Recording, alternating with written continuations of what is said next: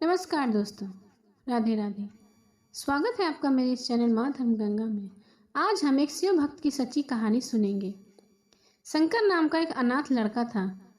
उसको जंगल में रहने वाले शिकारियों के गिरोह ने पाला था। उसके पास कोई औपचारिक शिक्षा भी नहीं थी। वह केवल एक चीज जानता था, उसे कैसे जीवित रहना है, शिकार करना और उनको मारना तथा जंगल के फलों को खाना और नदी के पानी को पीकर अपने आप को जीवित रखना। उसने यही सीखा था।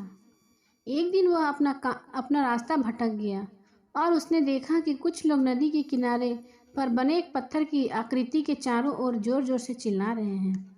कुछ लोग उस पर फूल, फल और नारियल चढ़ा रहे हैं। शायद उसने सोचा कि यह कोई मकान होगा जिसमें लोग रहते होंगे, पर यह एक प्राचीन मंदिर था। लेकिन शंकर ने इससे पहले कभी नहीं देखा था, पर इसके बारे में जानने के लिए वह काफ़ी उत्सुक था। उसने तब जाकर इंतजार किया जब तक कि लगभग सभी लोग उस मंदिर में नहीं चले गए।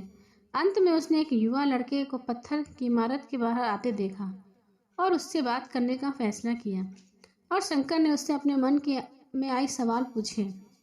उसका प्रश्न था, इस इमारत को क्या कहा जाता है, लोग अपने साथ क्या लाते हैं और फिर उन चीज़ों को अंदर वाली इमारत में छोड़कर क्यों वापस आते हैं। चीज़ों को अपने साथ लाना, उन्हें अंदर छोड़कर वापस चले जाना। वह लड़का शंकर की अज्ञानता व मासूमियत पर बहुत ही हैरान था और उसके सवालों से चकित भी था। पर यह वह नहीं जानता था कि वह पास के जंगल में रहता है और शिकार करके ही अपना जीवन यापन करता है। लेकिन फिर भी उसने उसके सवालों के जवाब देने की पूरी कोशिश की। उसने शंकर को बताया, यह भगवान शिव का मंदिर है। लोग यहाँ उन्हें फल और फूल चढ़ाने आते हैं। वे शिव भगवान से जो चाहते हैं वह मांगते हैं और शिव उनकी सभी प्रार्थनाओं को सुनते हैं। यह सुनकर शंकर तुरंत मंदिर में जाना चाहता था। लड़के ने उसे अंदर का रास्ता दिखाया और शिवलिंग के बारे में बताया। शंकर ने मासूमियत से उस लड़के से पूछा, यह शिवलिंग क्या चीज़ है और हमें क्या देता है। लड़के ने बताया, हमें शिव से जो मांगते हैं वह हमें देते हैं। हम सब ऐसा मानते हैं। लड़के ने कहा, अब अंधेरा हो रहा है, अब मुझे घर जाना होगा। वह शंकर को वहीं अकेला छोड़कर चला गया। शंकर ने झिझकते हुए मंदिर में फिर से प्रवेश किया। वह एक कोने में बैठ गया और सोचा, एक पत्थर किसी को वह चीज़ दे सकता है जो वह चाहता है। इसलिए उनसे इसका परीक्षण करने का फैसला किया और उसने पत्थर की प्रतिमा से कहा, हे शिव, कृपया मुझे पर्याप्त शिकार करने दें ताकि मैं भूखा ना रहूं। मेरे पास आपको चढ़ाने के लिए कोई फल या फूल नहीं है, लेकिन यदि आप मुझे शिकार देते हैं तो मैं आपको आपके साथ साझा करूंगा। मैं वादा करता हूं कि मैं आपको धोखा नहीं दूंगा। अगली सुबह शंकर शिकार करने गया। उसने पूरे दिन शिकार की तलाश की, लेकिन उसे कोई शिकार नहीं मिला। वह भूख से तिलमिला रहा था। वह काफ़ी निराश हो गया क्योंकि उसे कोई शिकार नहीं मिला। दोपहर हो चुकी थी। अब उसे लगा कि मंदिर के लड़के ने उसे झूठ बोला था। फिर भी उसने शिकारी जारी रखा। जैसे ही शाम हुई, उसने 2 खरगोश को अपने बिल में आते देखा।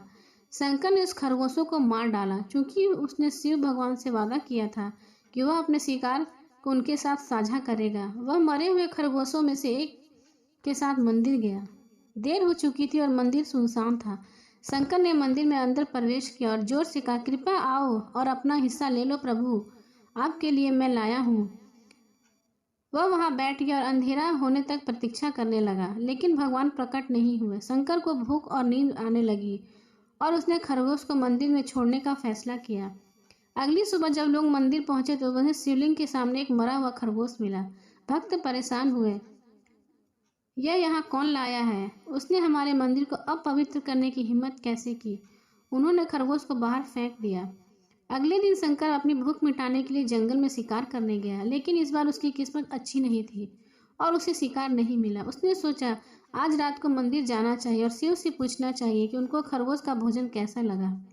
शंकर यह पूछने के लिए मंदिर गया। जब वह मंदिर पहुंचा तो उसके आश्चर्य का ठिकाना न रहा। उस रात मंदिर में लोगों की काफ़ी भीड़ थी। शिवरात्रि की रात थी, लेकिन अबोध शिकारी लड़के को इस बारे में कुछ पता नहीं था। शंकर ने चारों ओर देखा और उस युवा लड़के को देखा जिसने उसको मंदिर के अंदर शिव की प्रार्थना करने के लिए कहा था। चूंकि उसने इतने सारे लोगों के आसपास रहने की आदत नहीं थी, उसने वहीं रुकने का फैसला किया और पास के एक बेल के पेड़ पर चढ़ गया। यह एक लंबा इंतजार था। और समय बिताने के लिए उसने पेड़ के पत्ते तोड़कर जमीन पर फेंकना शुरू कर दिया। उसे अज्ञात पेड़ के नीचे एक छोटा सा शिवलिंग था जिसकी पूजा लंबे समय से किसी ने नहीं की थी। शंकर के द्वारा फेंके गए बेल के पत्ते उस शिवलिंग पर गिरे। शंकर भजनों से मंत्र मुग्ध हो गया और धीरे धीरे साथ साथ गाने और पंचाक्षरी मंत्र का जाप करना शुरू कर दिया। रात भोर में बदल गई और सभी भक्त मंदिर से चले गए। शंकर पेड़ से उतरा, मंदिर में प्रवेश किया। उसने देखा कि शिवलिंग की आंखों पर लाल निशान थे। वे कुमकुम के थे जो लोगों ने लगाए थे, लेकिन शंकर को यकीन नहीं था कि शिव की उनकी आंखों में परेशानी हो रही है। उसने शिव की खेदजनक स्थिति के रूप में कुछ महसूस किया। उसके लिए उसे बहुत दुख हुआ। वह उनकी मदद करना चाहता था। उसने सोचा, शिव यहाँ अकेले रहते हैं और बीमार होने पर उनकी देखभाल करने वाला कोई नहीं है। जब तक भक्त उनसे मिलने नहीं आते, उन्हें भोजन भी नहीं मिलता। शंकर ने एक रात पहले भक्तों की शिवलिंग पर जल चढ़ाते देखा था। प्रभु को ठंड लग रही होगी, शायद वह कांप रहे हैं। उसने सोचा, आखिरकार वे केवल पत्तियों से ही ढके हुए हैं। तब उसने शिव से पूछा, मेरे स्वामी, मैं आपकी क्या मदद कर सकता हूँ? शायद कुछ खाना या दवा। मैं आपकी सेवा कैसे कर सकता हूँ? शिव ने कोई उत्तर नहीं दिया। शंकर ने सोचा, भगवान वास्तव में बहुत बीमार है, क्योंकि अब वह उत्तर भी देने में असमर्थ हैं। वह तुरंत जंगल गया, कुछ औषधियाँ जड़ी बूटियों को लाया और लाल निशान पर उनका लेप लगाया, लेकिन कुछ नहीं हुआ। उसने कहा, लगता है कि अंधे हो गए हैं। मुझे प्रभु को अपनी आँख देनी चाहिए ताकि वह ठीक हो जाए। यह निश्चित रूप से उन्हें खुश कर देगा। उसका दिल पवित्र था और उसने वहां शिव के हाथों में रखे त्रिशूल को उठाया और त्रिशूल को अपनी दाहिनी आंख की ओर ले गया और अपनी आंख को निकालने का प्रयत्न करने लगा। शंकर अनपढ़ था।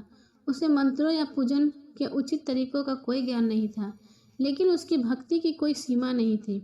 जैसे ही वह अपनी आंखें निकालने वाला था, शिव अपनी पत्नी पार्वती के साथ प्रकट हुए। उन्होंने पार्वती से कहा, इस भक्त शंकर ने अनजाने में शिवरात्रि का उपवास किया, बेल के पत्तों से मेरी पूजा की और साबित किया कि उनका दिल बेदाग व पवित्र है।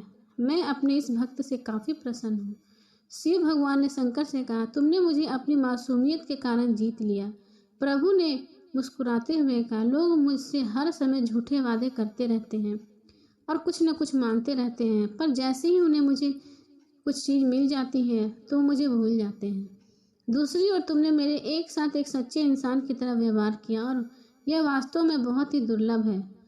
अब से तुम मेरे इस संसार में सबसे बड़े भक्त माने जाओगे और तुम्हारा नाम मेरे साथ सदा जुड़ जाएगा। तुम कई सदियों तक जीवित रहोगे। इस बात को कहकर भगवान शिव और माँ पार्वती अंतर ध्यान हो गए। तभी से लोग शिव के साथ शंकर भी लगाने लगे और पूजा होने लगी।